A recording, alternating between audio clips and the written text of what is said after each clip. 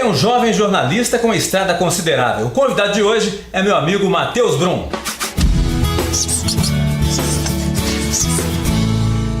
Ele acabou de lançar um livro, Entre Crônicas e Contos. Ele é Matheus Brum, 24 anos, jornalista, e eu tenho o prazer de falar que já foi meu companheiro também de trabalho.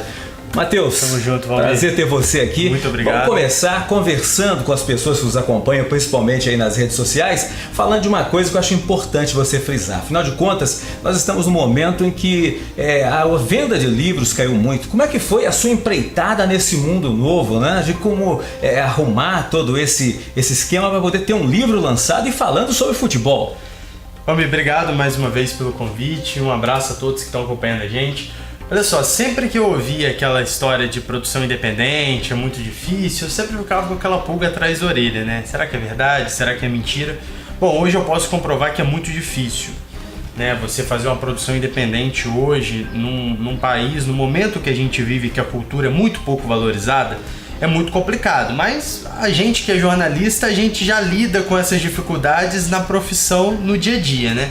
O livro foi totalmente investido por mim, eu fiz todo o investimento, não tive ajuda externa, não tive edital nem nada, até porque como eu não moro mais em Juiz de Fora, eu não posso participar da Lei Murilo Mendes mais, porque eles pedem residência em Juiz de Fora em pelo menos 3 anos, se eu não me engano, para você poder fazer um livro pelo edital. Então foi todo um processo de financiamento próprio, eu não fiz vaquinha nem nada, coloquei o dinheiro por acreditar, por entender que é importante para minha carreira também, e aí eu consegui chegar até a Chiado Books, que é uma empresa de Portugal, uma editora de Portugal, mas tem uma filial em São Paulo.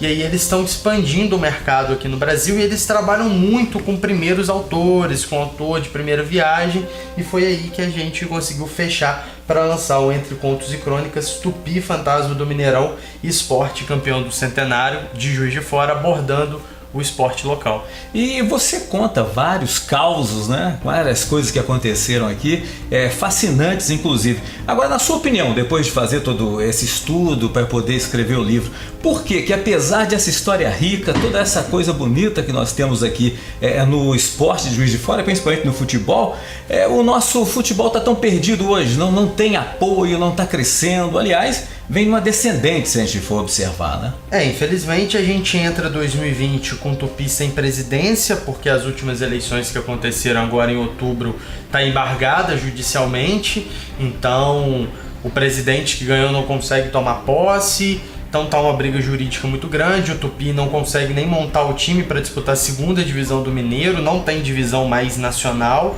o esporte não tem pretensão a voltar a ter time profissional, e a gente fica só com o Tupinambás, que vai disputar a primeira divisão do Mineiro e a Série D do Campeonato Brasileiro ano que vem. Mas é interessante, Valmir, porque eu abordo no livro, eu conto a história sempre sobre a ótica da imprensa, dos nossos amigos do século passado, né? Então dá pra gente ter uma visão muito grande de como que a imprensa, os jornalistas na época trabalhavam a questão. E é interessante notar que muitas discussões que se tinham há 50, 60 anos atrás, a gente tem até hoje. Por exemplo, em 66, que foi o ano que o Tupi foi o fantasma do Mineirão, ganhou dos 3 times de Minas, né, do Cruzeiro, Atlético e América no Mineirão, que tinha sido recém-inaugurado. Na época, os jornais de Juiz de Fora reclamavam que o Tupi não conseguia encher o Salles de Oliveira em Santa Terezinha. Na época não tinha o Mário Helênio ainda, o Tupi jogava em Santa Terezinha. Na época, o Tupi colocava 1.500 torcedores no Salles de Oliveira. Hoje, o Tupi bota 1.500 pessoas no Municipal. Ou seja, 53 anos se passaram, mas a discussão é a mesma.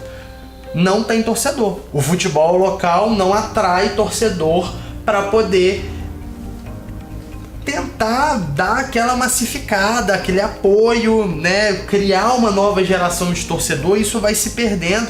Na época, por exemplo, se discutia sobre os investimentos que os times de Belo Horizonte tinham e os times do interior não, que é a mesma discussão que a gente tem hoje. Ou seja, 50 anos se passaram e os problemas são os mesmos.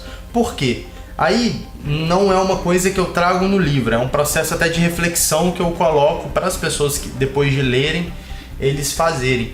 Que é o seguinte: O que falta? Será que falta a gente olhar para esse processo histórico? Falta para nós, jornalistas, dirigentes de clubes, olhar mais, torcedor também, olhar mais para esse processo histórico, ver o que aconteceu e saber por que a gente está desse jeito? Ou porque eu não acho que nada é irremediável. Eu acho que tudo tem jeito. Basta você ter pessoas capacitadas e gente que cobre. Eu acho que falta isso. Você acha que depois daquela derrota de 7-1 que nós tivemos para a Alemanha em casa, na Copa do Mundo, né?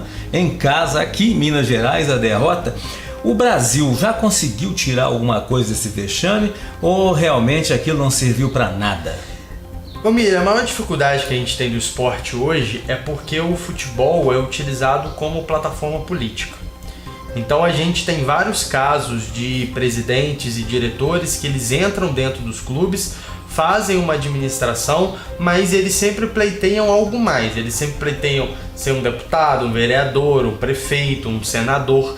E isso acaba influenciando muito, porque no Brasil a gente tem uma legislação que ela agora começa a punir o mau dirigente. Mas é muito difícil, porque tem toda uma esfera administrativa, jurídica, que isso vai se enrolando por muito, muito tempo. Então o que acontece? Então você pode ser o presidente de um clube e simplesmente chegar e fazer uma série de contratações, pagar altíssimos salários, daqui 3, 4 anos seu mandato acaba, você vai embora, conquistou um título ou outro, a torcida gosta de você, mas a conta vem sempre pro próximo. E isso vai virando uma grande bola de neve, os juros vão entrando, as dívidas vão aumentando e não tem receita para poder sanar.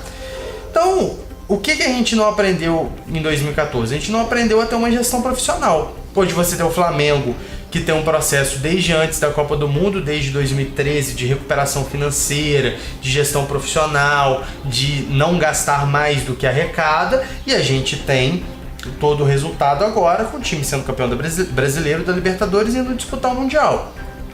Coisa que o Flamengo não conquistava há anos. O último título brasileiro foi em 2009, Libertadores 81. 38 anos, né? 38 anos. Ou seja, coroou um trabalho que está acontecendo. E esse trabalho ele tem que ser modelo. Não assim de fazer a mesma coisa, mas analisar o que eu posso tirar de positivo, o que eu acho que deu errado eu posso melhorar. O que falta muito é isso. Falta uma gestão séria, falta uma gestão profissional, falta uma gestão em que se há um respeito pelo clube. Infelizmente entram pessoas que se dizem torcedores, mas com projetos muito mais pessoais em termos de visibilidade, de palanque, do que pensando no clube mesmo. Perfeito. Agora vamos invertendo um pouco, normalmente se começa a entrevista perguntando o que a pessoa acha dela, do trabalho. Então eu queria que você falasse um pouco agora da sua carreira, como é que tá? Formado pelo FJF, já trabalhou aqui em várias emissoras em Juiz de Fora e hoje está no Espírito Santo, né? Isso numa afiliada da Record lá. Isso mesmo, né? Eu tenho 24 anos, formei na UFJF, na Faculdade de Comunicação, em 2017, inclusive. Esse livro que eu lanço, ele foi o meu trabalho de conclusão de curso, que eu transformo agora 2 anos depois em um livro para publicação. Durante a faculdade eu trabalhei em um monte de local, fui seu companheiro na TV Alterosa, trabalhei na Rádio Catedral, na Rádio CBN, na Rádio Cultura de Santos Dumont, cobrindo o futebol local. Fui colunista de esporte e de política no portal Acessa e desde 2018 eu estou no Espírito Santo. Em janeiro de 2018 eu fui para a TV Gazeta Sul, afiliada da Globo, em Cachoeiro de Itapemirim, e em maio eu fui para Vitória, para a capital, trabalhei 2 meses no jornal A Tribuna, na editoria de política, e desde julho eu estou na TV Vitória, afiliada da Record lá, que fazendo trabalho lá, indo pra rua, sempre como repórter, que é o que eu gosto de fazer. Um jovem veterano já. Mas dizer. Aproveita e manda um abraço para Amaro Neto, né? Que é certeza. Um dos grandes comunicadores do país aí. E agora, para poder encerrar, eu queria que você passasse para quem está nos acompanhando aí, como adquirir o seu livro, porque tem através da internet, né? Você tem os contatos, telefone, tudo que pode dar acesso para comprar o seu livro à vontade. Bom, gente, olha só, o livro ele foi lançado na última quarta-feira, né, dia 4 de dezembro, na Câmara Municipal, e ele vai estar à venda, já está à venda nas principais livrarias online do país, Livraria Saraiva, na Cultura, Travessa e outras. É só jogar no Google, Entre Contos e Crônicas, Tupi, Fantasma do Mineirão, Esporte Campeão do Centenário de Juiz de Fora, que você já acha. É um material que foi feito com muita pesquisa, foram 4 meses de trabalho para fazer, 2 meses direto indo até o Arquivo Histórico de Juiz de Fora para poder pesquisar os jornais o Diário Mercantil principalmente, que foi o maior jornal de Juiz de Fora do século passado, para poder entender o contexto histórico da cidade, entender o contexto político, como que isso influenciava ou não o futebol, quais eram as principais críticas da imprensa na época e também contar um pouco da história desses ídolos do esporte local, porque infelizmente a bibliografia é muito rasa. Você encontrar material que fale sobre o futebol de Juiz de Fora, que fale sobre a história de Juiz de Fora, é muito raro, é muito difícil, normalmente são sempre as mesmas fontes. Então eu tive acesso a um material muito rico, que está aberto para qualquer um ir. O Arquivo Histórico fica na Avenida Brasil, onde tem um alistamento do Exército, é do lado. Então, foi um trabalho com muito carinho e meu maior objetivo, Valmir, é que isso aqui abra portas para outros pesquisadores. Então, se um estudante de jornalismo, de história, de qualquer área, se interessar pelo tema, quiser estudar, quiser pesquisar mais a fundo a história do esporte na cidade, eu acho que meu objetivo vai estar sido concluído. É dar luz a esse processo histórico e pedir, claro, para que as pessoas valorizem a nossa história. Juiz de Fora, infelizmente, ela sofre da falta de bairrismo, desse bairrismo de orgulho da nossa história, orgulho das nossas origens. Juiz de Fora foi a maior cidade mineira do século XX, sem sombra de dúvidas, muito mais que Belo Horizonte. Ouro Preto já estava em decadência, isso eu tenho certeza.